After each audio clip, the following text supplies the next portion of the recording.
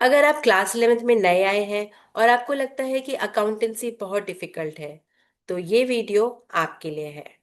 मैं आपको एक ऐसा रोड मैप देने वाली हूँ जिसे फॉलो करके एक एवरेज स्टूडेंट भी इजीली 90 प्लस स्कोर कर सकता है।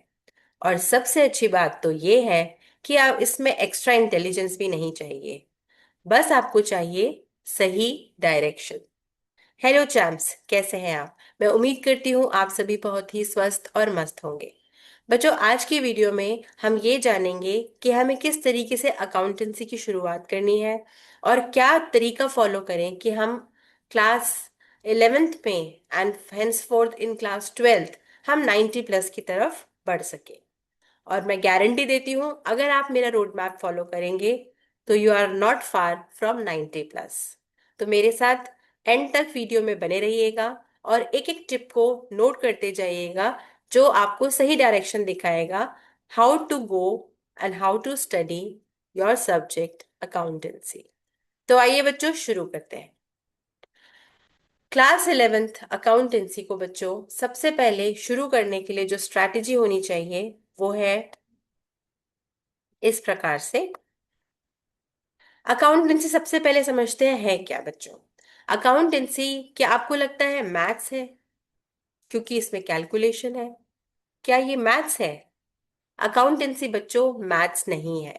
अकाउंटेंसी एक बिजनेस लैंग्वेज है। हम अकाउंट्स किसके लिए बनाते हैं? हम अकाउंट्स बनाते हैं एक बिजनेस ऑर्गेनाइजेशन के लिए। तो accountancy basically is language of business. जैसे आपने देखा होगा, जब आप डॉक्टर के पास जाते हैं तो डॉक्टर क्या करता है? आपकी एज अ पेशेंट आपकी सारी डिटेल्स जो भी आप उनको बताते हैं कि मुझे ये बीमारी है, ये सिम्टम्स हैं, वो सब नोट करता है, राइट? इसी तरीके से एज एन अकाउंटेंट आपका काम क्या है? अपने बिजनेस की सारी ट्रांजैक्शंस को, सारी डिटेल्स को डे टू डे बेसिस पे रिकॉर्ड करना, right? And that is called journal entries. अब बच्चों बात करते हैं कि बच्चे क्या मिस्टेक करते हैं जब वो अकाउंटेंसी पढ़ रहे होते हैं। अपनी अकाउंटिंग की लर्निंग जर्नी में वो क्या मिस्टेक्स कमिट करते हैं। तो let's reveal that. Mistake number 1, रट्टा मारना। बच्चे सोचते हैं कि हम रूल्स को रट्टा मारेंगे और काम चल जाएगा, बट ऐसा नहीं है। आप सोचते हैं फॉर्मूलेस को रट्टा मारेंगे तो काम चल जाएगा, बट ऐसा बच्चों बिल्कुल भी नहीं है।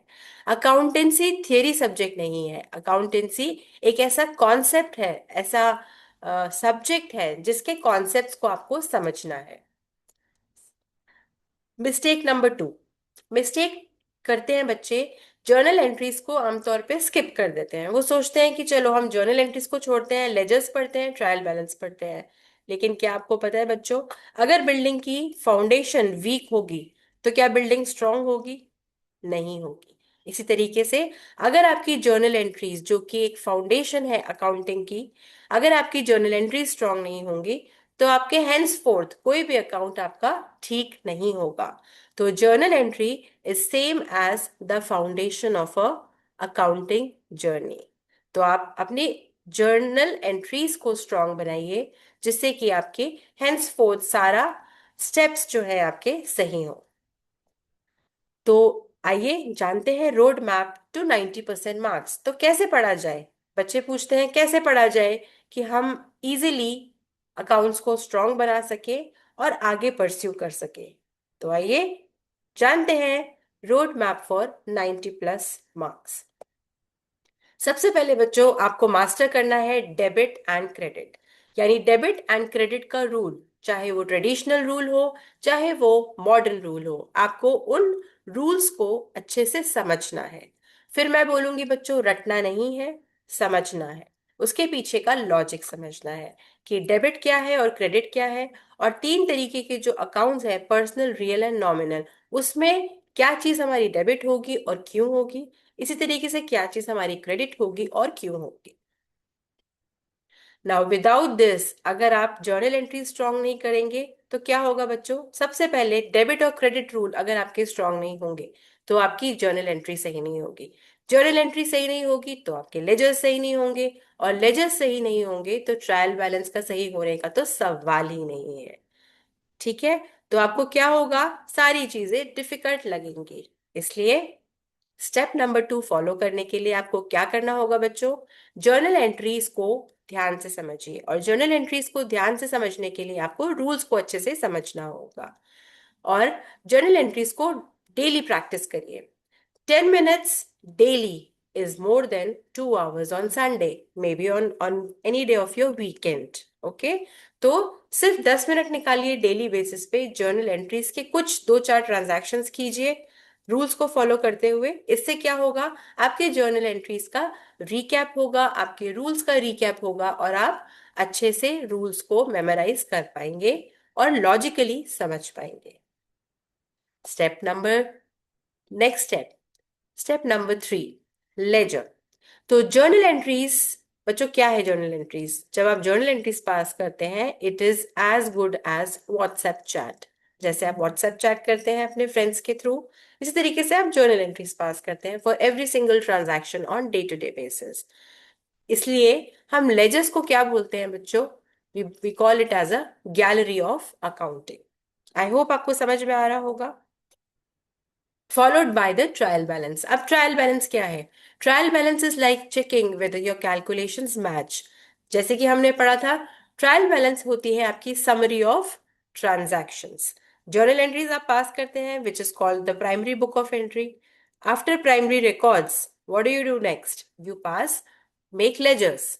You classify the journal entries into respective accounts, और उन्हीं लेजर्स को यूज करके आप उसकी समरी तैयार करते हैं in the form of trial balance.